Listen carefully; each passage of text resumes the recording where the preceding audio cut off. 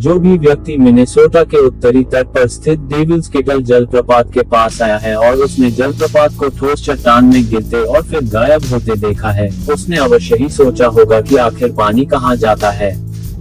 जल वैज्ञानिकों को अब लगता है कि उन्होंने इस रहस्य को सुलझा लिया है, और हालांकि इसका उत्तर स्कूबी डू जैसा तो नहीं है, फिर भी ये दिलचस्प है। ये झरना ग्रैंड मैराइज, मिनेसोटा के पास डेथ मैग्नी स्टेट पार्क में ब्रूले नदी पर लगभग 1 मील की दूरी पर सुपीरियर झील के ऊपर स्थित है। मिनेसोटा प्राकृतिक संसाधन विभाग के अनुसार नदी ग्रेनाइट की तरह कठोर ज्वालामुखीय चट्टान रायोलाइट के एक बाहरी भाग पर 2 भागों में विभाजित हो जाती है। नदी का पूर्वी किनारा ठेठ झरने के अंदाज में 50 फीट नीचे एक तालाब में गिरता है। पश्चिमी किनारे पर पानी चट्टान में बने एक छेद में गिरता है और गायब हो जाता है। अगर आप वहां एक छड़ी फेंक दें और उसे छेद में जाते हुए देखें और उम्मीद करें कि जब नदी समतल हो जाएगी तो वह कहीं पानी से बाहर निकल आएगी, तो आप निराश होंगे। पार्क प्रबंधक पीटर मॉर्ट ने कहा कि इस रहस्य ने लंबे समय से इस बात को लेकर अटकलों को बढ़ावा दिया है कि पानी कहाँ जाता है। उन्होंने कहा, मैंने स्थानीय लोगों से इस संभावना के बारे में सुना है कि यह पानी झरने पर विभाजित हो जाता है और इसका कुछ हिस्सा कनाडा में बह जाता है। मैंने वास्तव में लोगों से यह कहते सुना है कि यह किसी तरह मिसिसिपी नदी में वापस बह सकता है, लेकिन सबसे आम सिद्धांत यह है कि पानी भूमिगत होकर बहता है और फिर सुपीरियर झील के नीचे कहीं निकल आता है। लंबे समय से ऐसी कहानियां प्रचलित हैं कि आगंतुक केतली में जीपीएस ट्रैकर से लेकर रंगीन रंगों और पिंग पोंग बॉल तक सब कुछ फेंक देते हैं और फिर नीचे से उसके बाहर आने का इंतजार करते हैं, मॉर्ट ने कहा, और फिर उसे कभी नहीं पाते। तो क्या होता है? क्या पानी किसी विशाल छिपी हुई भूमिगत सभ्यता की ओर ले जाता है? दुख की बात है कि नहीं। डीएनआर ने मंगलवार को कहा कि उसने विज्ञान का उपयोग करके ये निष्कर्ष निकाला है कि डेविल्स किटल में चट्टान में गायब होने वाला पानी भूमिगत से नदी में वापस आता है।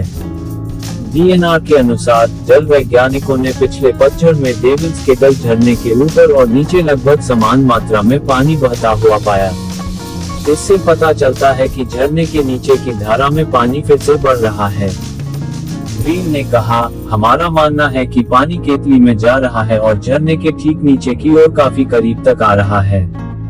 हालांकि पूरी तरह सुनिश्चित करने के लिए ग्रीन और मिनेसोटा विश्वविद्यालय के उनके सहयोगी केल्विन अलेक्जेंडर इस पतझड़ में डाई ट्रेस करने की योजना बना रहे हैं, ताकि यह पता चल सके कि पानी कहां फिर से सतह पर आता है।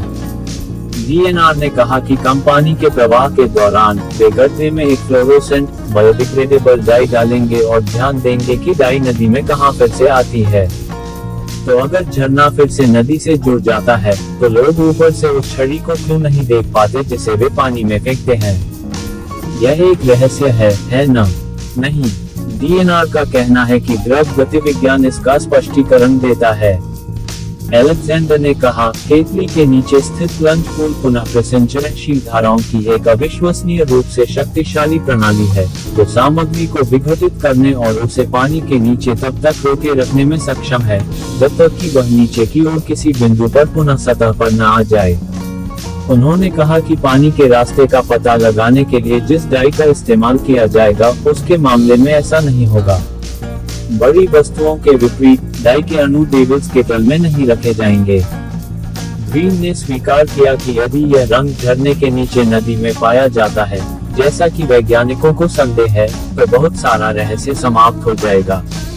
उन्होंने कहा, इसमें कुछ ऐसी बात है कि लोग वहां खड़े होकर आश्चर्य नहीं करेंगे, लेकिन फिर भी यह एक आकर्षक और खूबसूरत जगह होगी। पार्क मैनेजर पीटर मॉर्ट ने स्वीकार किया, कुछ लोग निराश हो सकते हैं, लेकिन अंततः आप उस विज्ञान को अपनाना सीख जाते हैं और उसे अपनी कहानी का हिस्सा बना लेते हैं।